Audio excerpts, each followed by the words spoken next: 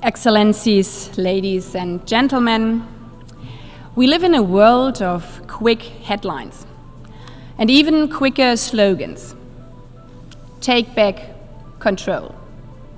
My country first. Us against them. Slogans that paint the world in black and white. Slogans that want to make us believe things are very simple. That there's only one side that matters. Us against them. I come from a country where this logic, us against them, was taken to the worst extremes that humankind has ever seen. A murderous world war that killed millions. And the worst imaginable crime against humanity, the Shoah, the genocide of 6 million Jews. Dehumanized, murdered, just for being Jews. Murdered because of a Nazi ideology that would only accept the humanity of those they defined as Germans. After World War II, this institution here in New York was founded on the understanding that us against them leads to disasters. That the world needs a counter model, our UN Charter. A counter model to a world in which we only accept the humanity of ourselves, but not of others.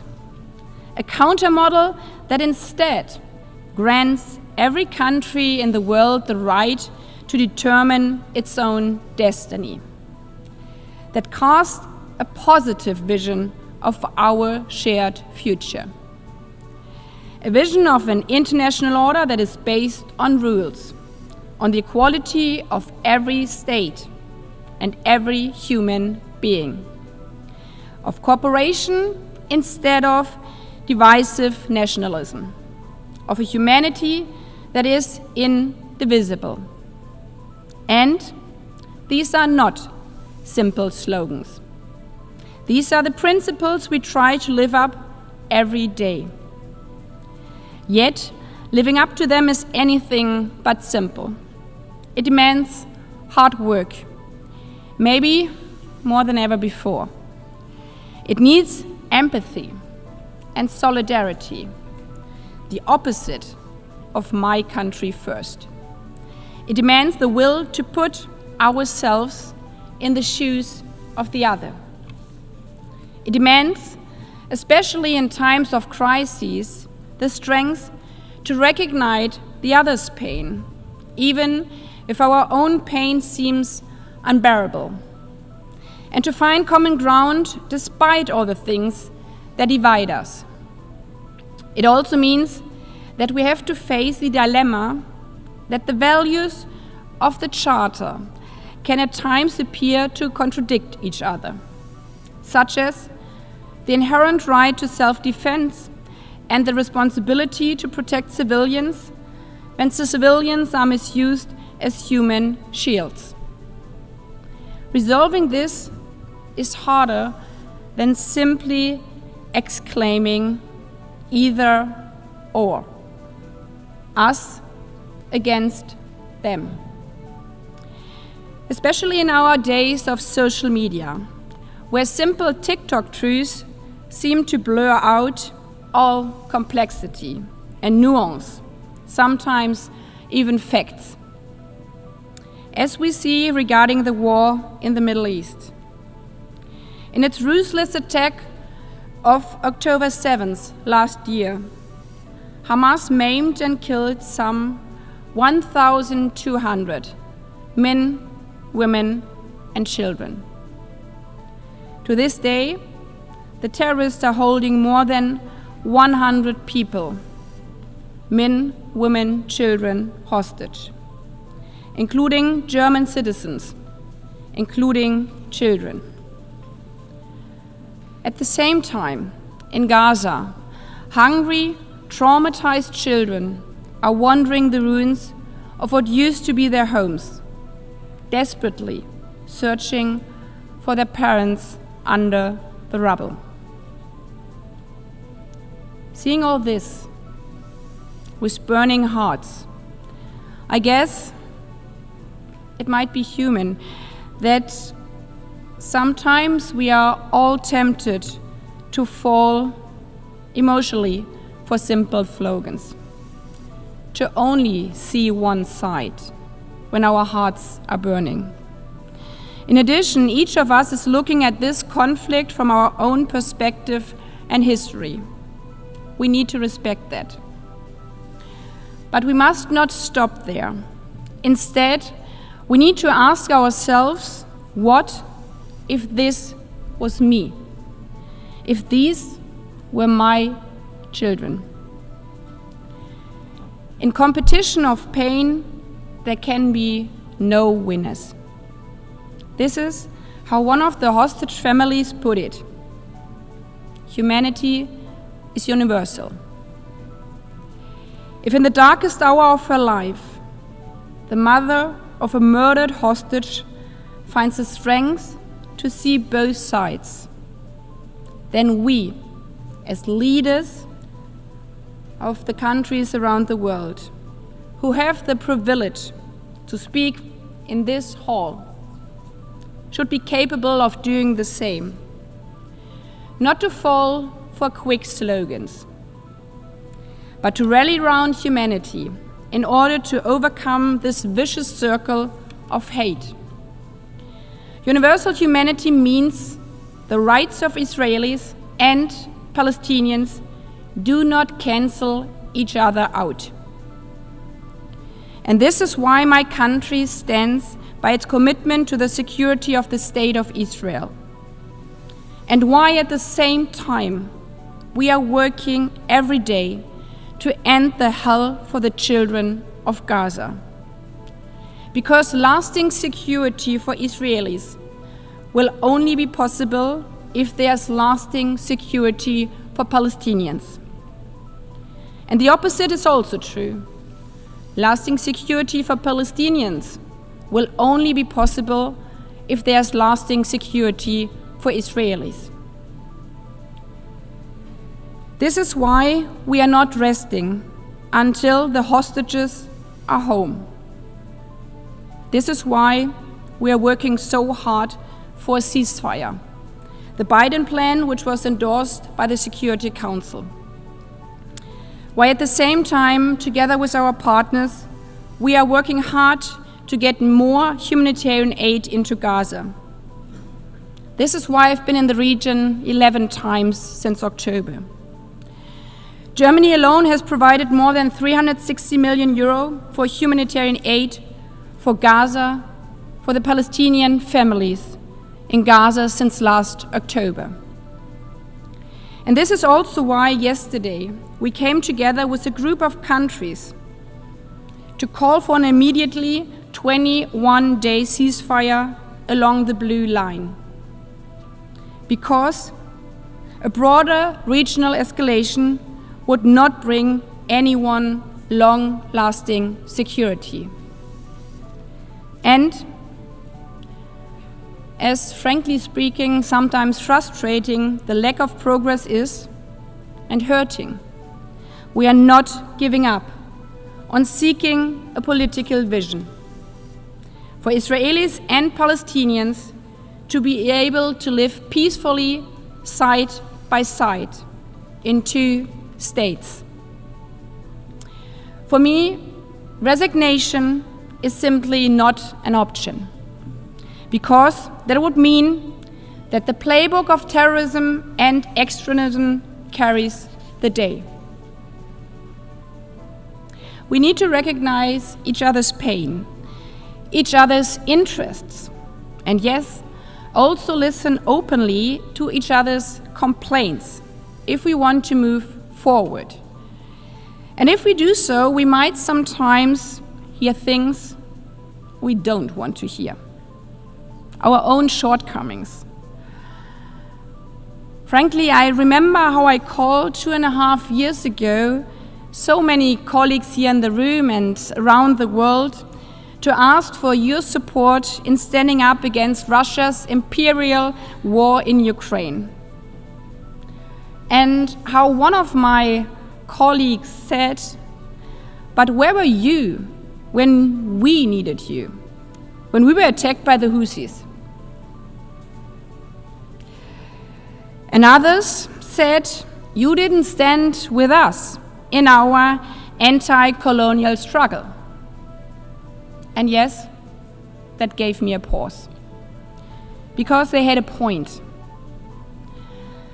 And I firmly believe critical self-reflection of what we, or generations before us in our countries, have done wrong is actually to our benefit. Because the ability to learn from past mistakes makes societies stronger. And it is the only way to build a better future. That is why my country, Germany, has started to address our colonial past more thoroughly. The restitution of artifacts is a crucial element here. That is also why we are in the midst of an important reconciliation process with Namibia. Because we can't undo mistakes of the past. But we can unite for a better future. And we can choose that every day by our own action. Facing our colonial history, to me, means doing the right thing today. But it also means that we have to stand up to the imperialist atrocities we are witnessing in our days today. Russia does not have a better future in mind for Ukraine. Ukraine is an independent state that gave up its nuclear arsenal in the 1990s because it believed in the principles and guarantees of this charter. And in its bodies, like the Security Council. 3 decades later, it is attacked by a P5 country. One of the countries that bears, as the charter says, the primary responsibility for the maintenance of international peace and security. Russia's war against Ukraine has destroying Ukrainian cities, schools and hospitals for almost 1,000 days now. And it's ravaging the security order of my continent, Europe. Its ripple effects have been felt for so many here around the world. Many of you are feeling in your own countries the consequences in food prices and other things. And that is why I understand that some of you are asking, like in the Security Council 2 days ago, wouldn't the war be over if you Europeans just stop providing Ukraine with weapons? There's nothing wrong with asking that, because we all wish for peace. But the idea that if there were no defensive weapons, there would be no fighting and no dying in Ukraine is as simple as it is wrong. We have seen that, and we have seen what happened in June, when Ukraine invited Russia to an international peace summit. Instead of stopping his attack and coming to the negotiation table, Putin sent his response by bombing a children's hospital.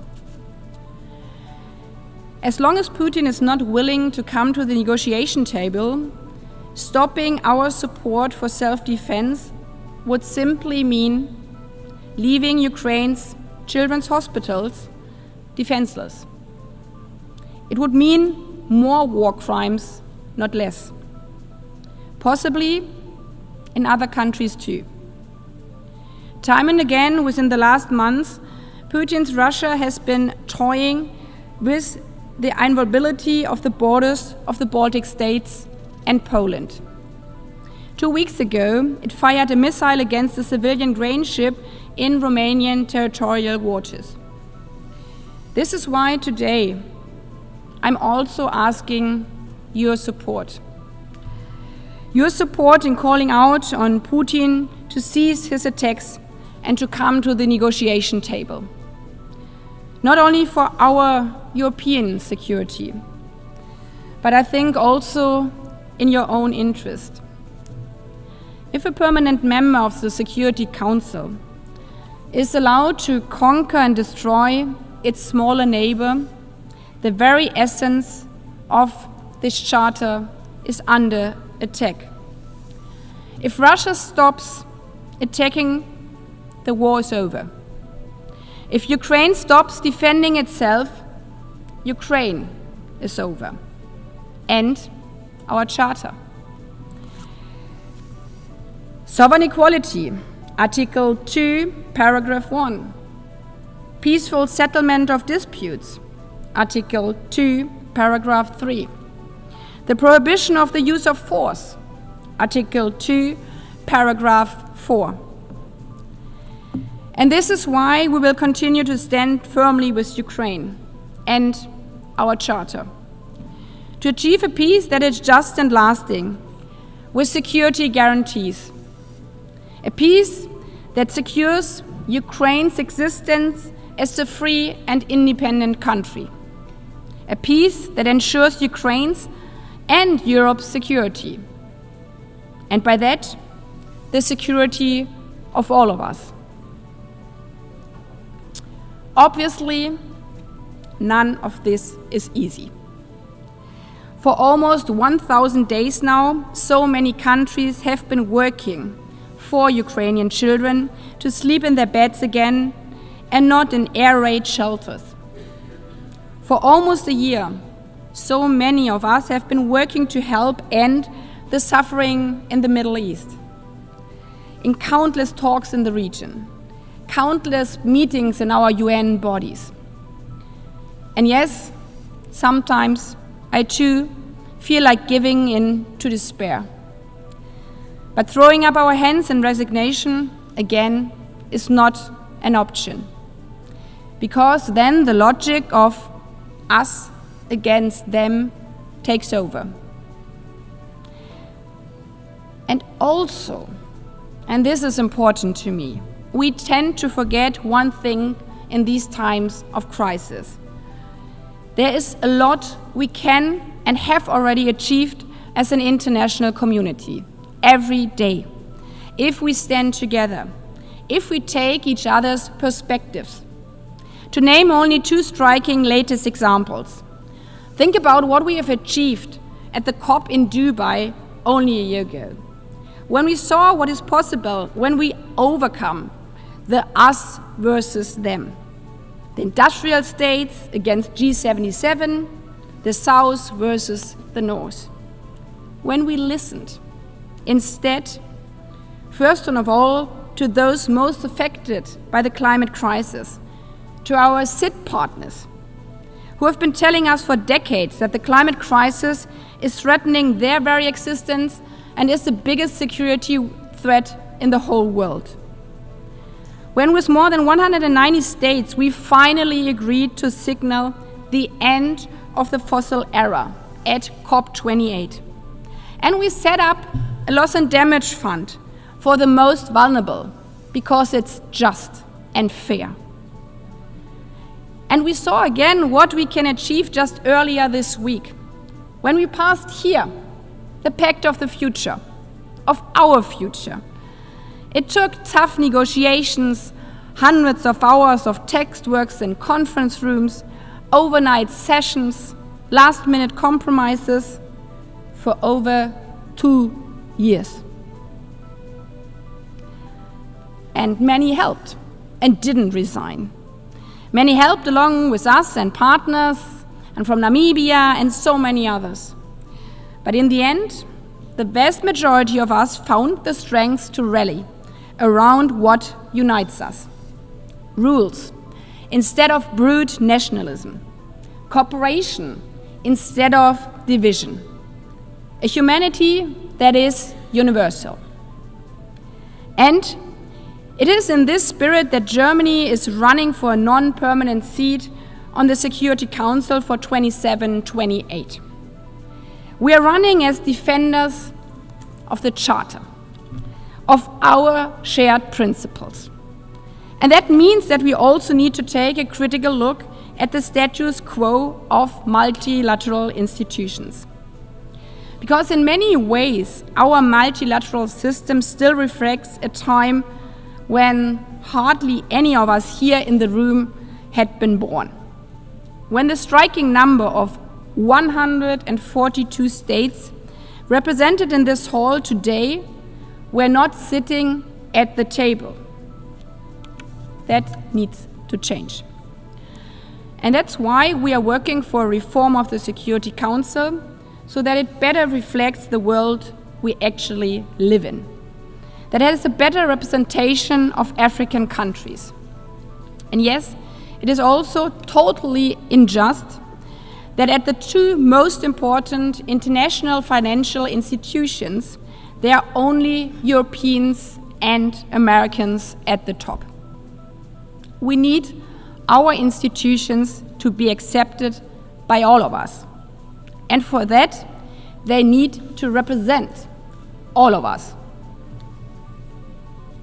And all of us, that is, not just men of the world. The one thing we definitely all have in common is this: women make up at least 50% of every single country.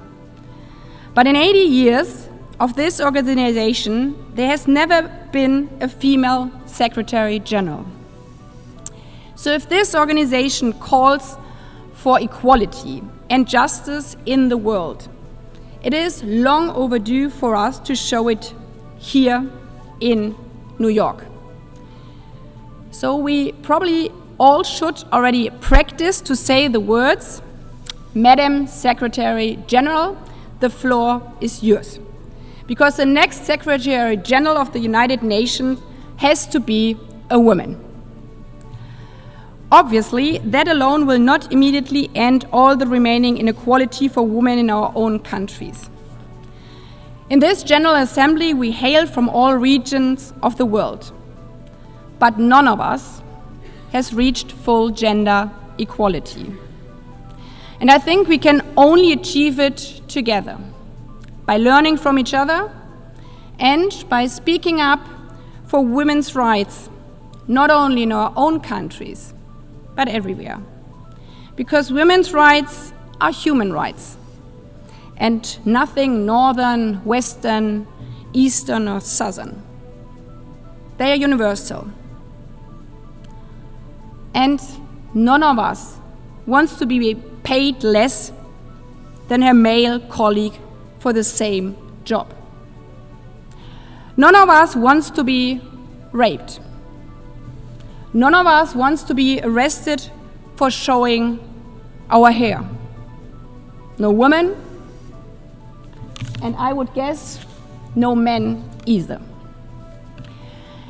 Because a life is a life. A Palestinian woman's life is a life, an Israeli man's life is a life. A Sudanese girl's life is a life, a Ukrainian boy's life is a life. Almost 80 years ago, the UN was founded for exactly that. On the realization that simple slogans, that us versus them, leads to disaster, that humanity is indivisible. Thank you.